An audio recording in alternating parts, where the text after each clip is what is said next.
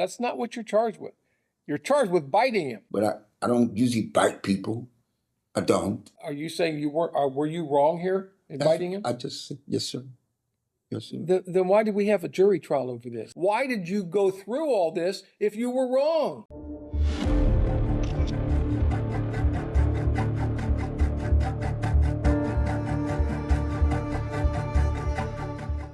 Hello everyone and welcome back to the court bench. Meet Benjamin F. Morgan II. He was already serving an 11-year sentence for attempted murder at the Lebanon Correctional Institution in Ohio when he decided to make a very poor choice. During a struggle with a corrections officer, Morgan allegedly took a literal bite out of an officer's arm. Despite being completely caught on camera, Mr. Morgan decided to roll the dice on a jury trial. Today, we're in the Warren County Court of Common Appeals to see the exact moments that gamble backfires. And it's a great example of why you should listen to your defense attorney when they offer you a plea deal. So let's go ahead and jump right into it. The court heard the facts at trial. We would ask for a minimum 24-month sentence to be imposed. Mr. Newberger, anything on behalf of the defendant? He may want to speak on his own behalf. Okay. Mr. Morgan, anything you want to say? Yes. What is 24 months? 2 years. 2 years. That's a recommendation. Is there anything you want to say on your behalf? Yes, I truly wasn't. I truly wasn't trying to. That even when the incident happened, Judge, I just lost it. I went through a lot. I was going through lots of stuff already. People were taking things of mine, and I had been going through that for a minute. When I was having stuff taken from me, I was trying to address it with the officer. And at the time, I had already just going through stuff. And the incident between me and that officer, like I said, like he said, we have never had a problem. Never had a problem. And when he came into that, and when that happened, that incident happened, I never thought that I would even would go through something like that. So I apologize to the court. But the thing of it is being responsible, being an adult and being responsible is the thing. And I've gotten older now, and I've seen a lot of stuff. So and then I'm going through a lot of stuff right now also.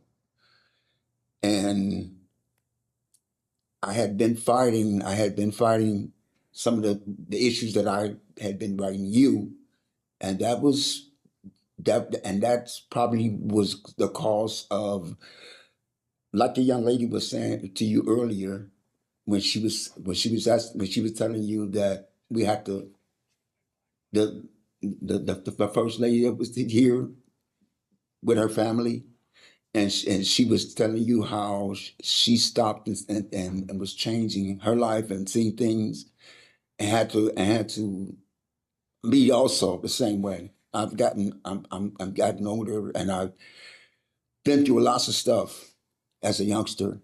I don't have a problem with facing if I know I'm wrong on something. As I'm older now, I don't have a choice but to face it. If I'm wrong, I'm wrong, and if I'm right about something, then I'm right. But I never attempted to I never wanted to harm him with my illness or anything else. I never meant that. Mr. Morgan, that's not what you're charged with. You're not charged with attempting to inflict him with your virus. That's not what you're charged with. You're charged with biting him. All right, I mean, as you guys can see, this guy's quite literally all over the place. In regards to what he's being charged with, the judge made a pretty critical distinction. In many states, including Ohio, under ORC 2921.38, harassment with a bodily substance is a specific charge used when an inmate tries to infect an officer with a disease like HIV or hepatitis. The judge is actually being quite fair here, clarifying to Mr. Morgan that he's being sentenced for the physical act of the bite, not the biological act. If the state decided to pursue that intent to infect theory, we'd be talking about a much higher felony level, even more years. So honestly, this guy's pretty lucky, but there's still a lot he's going to say here. So let's jump back in. Yeah. Well, had it been the additional, had the state at least pursued a theory that you were intending or attempting to inflict him with the virus that your body carries, that would have been a more serious charge than what you're faced with now. But the thing of it is, Your Honor, like I said, I had been going through, people had taking things from me at that time. And when this incident happened, only thing that I could do at the time, and I shouldn't have, but I don't usually bite people. I don't. And so I apologize for that. Mr. Morgan, you talk as if there's been this big gap between this incident, because you even referenced this young lady this morning where there was a 15 or 20-year gap between her last offense and this offense. This offense happened 18 months ago. I mean, it wasn't like we're talking about something that happened 10 years ago. It happened 18 months ago, but you want me to believe that in this last 18 months, you have grown and matured and figured out how. I have. I mean, I have no choice. I mean, I have really gotten a chance to really take a look at All right. some of the stuff. Then the other thing is that you mentioned was that how you as a man need to take responsibility when you're wrong, right? Are you saying were you wrong here in biting him? Yes, sir. Yes, sir. Then why did we have a jury trial over this? You can quite literally hear the sound of the defense attorney's soul leaving their body and floating towards that exit. That right there is pretty much what we call litigation suicide. Mr. Morgan just looked the judge in the eye and admitted on the record under oath after the entire jury trial that he was wrong. Now, to a normal person, that might sound like growth. It finally sounds like the guy seeing the light. But in the cold, calculated world of criminal procedure, this is a procedural facepalm of epic proportions. If Mr. Morgan decided to walk into the courtroom on day one and actually admit he was wrong and not go for a jury trial, his lawyer could have negotiated a significantly lighter sentence. Maybe even avoided the felony designation depending on the prosecutor. But by waiting until after the jury convicted him to admit he was wrong, he gets zero credit. But let's go ahead and see if he can respond to that. They offered you 9 months in prison in addition to add it onto your current sentence, and now we spent the last 2 days. You've been traveling to and from Toledo the last 2 days. I got 2 corrections officers getting up at 4 in the morning to transport you from Toledo this morning. Why did you go through all this if you were wrong?